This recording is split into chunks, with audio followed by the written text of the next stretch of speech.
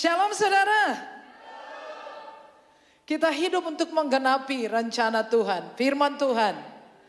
Saudara berdoa supaya mujizat Tuhan terjadi untuk saudara hari ini. Seperti saya katakan, apa yang ingin saya sampaikan pagi ini adalah hal yang sangat luar biasa. Saya berdoa supaya burung-burung dan angin menyampaikan berita ini sampai ke telinga raja-raja, penguasa, pemerintah, presiden di seluruh dunia. Ini sangat penting, sangat luar biasa.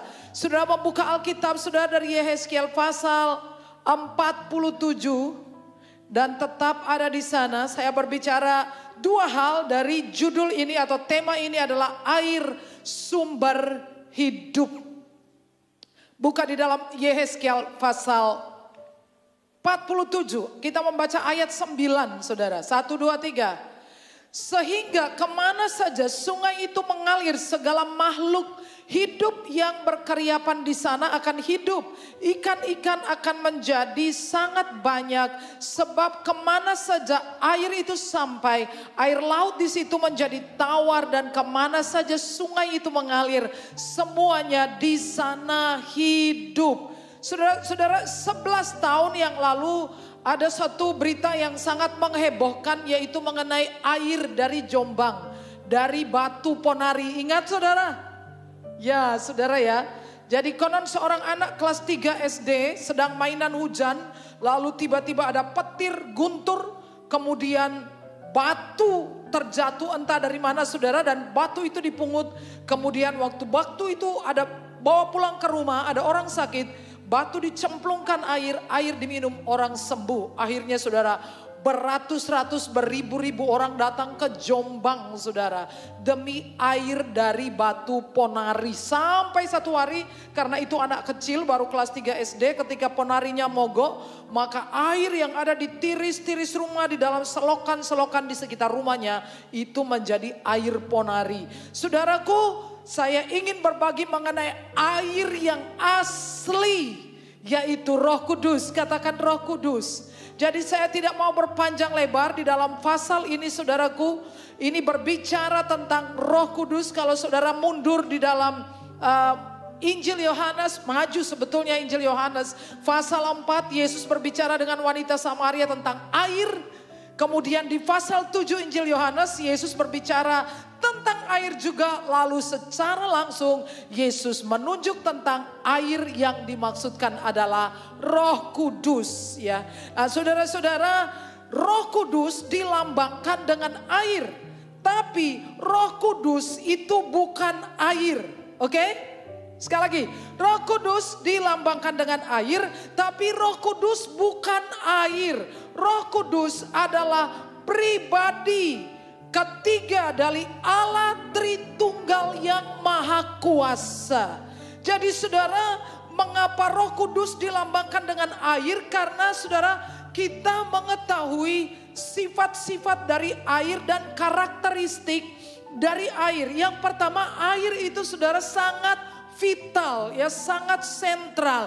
Tubuh saudara dan tubuh saya, lebih dari 70% itu isinya air. Ya saudara, kasih tahu ke sebelahnya, jangan macam-macam saya gembosin kamu keluar air semua, kamu seperti balon kempes, ya. Jangan belagu cuma air saudaraku, ya. Lebih dari 70% isinya air saudaraku. Jadi berarti air itu vital sekali, penting sekali. Tapi air ini juga memiliki tenaga yang luar biasa.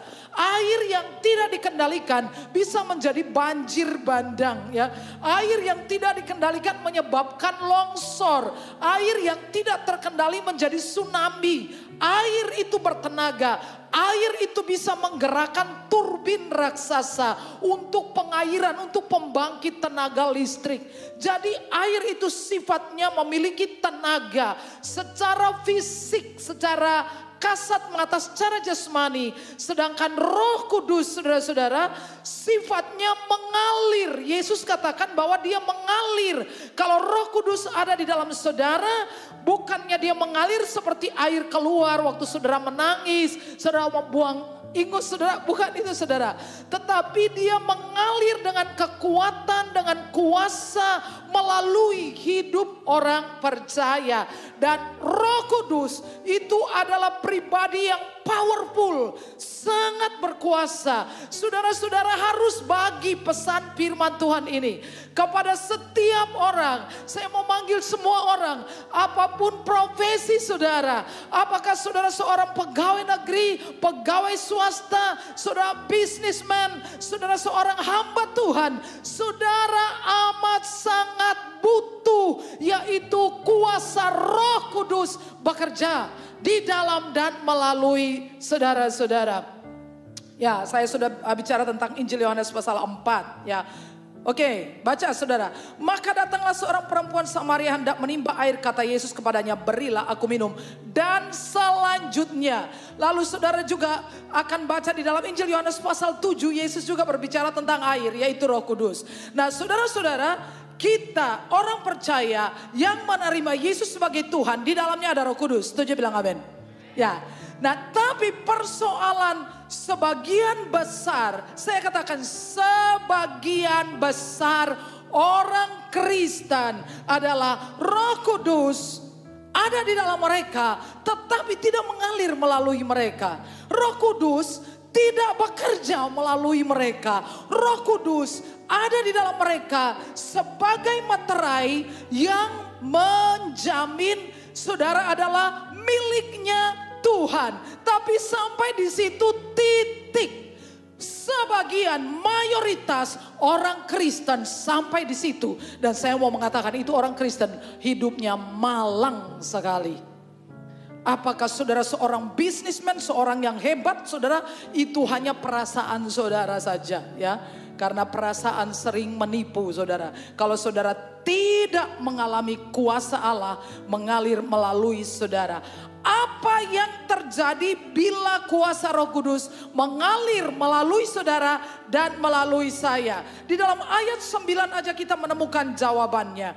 Yang pertama saudara, sekali lagi kita baca saudara. Sehingga, sama-sama tiga. Sehingga kemana saja sungai itu mengalir, segala makhluk hidup yang berkeriapan di sana akan hidup. Ikan-ikan akan menjadi sangat banyak. Sebab kemana saja air itu sampai, air laut di situ menjadi tawar. Dan kemana saja sungai itu mengalir, semuanya hidup. Yang pertama, apabila Roh Kudus bergerak melalui saudara, maka kemanapun saudara pergi, saudara membawa kehidupan. Katakan kehidupan. Sungai Roh Kudus mengalir dengan kehidupan. Saudara tahu bahwa ini adalah sebuah vision, sebuah penglihatan yang diterima oleh Nabi Yehezkiel. Ketika itu dia berada dengan orang-orang buangan di Babel ya. Mereka ada di Babel.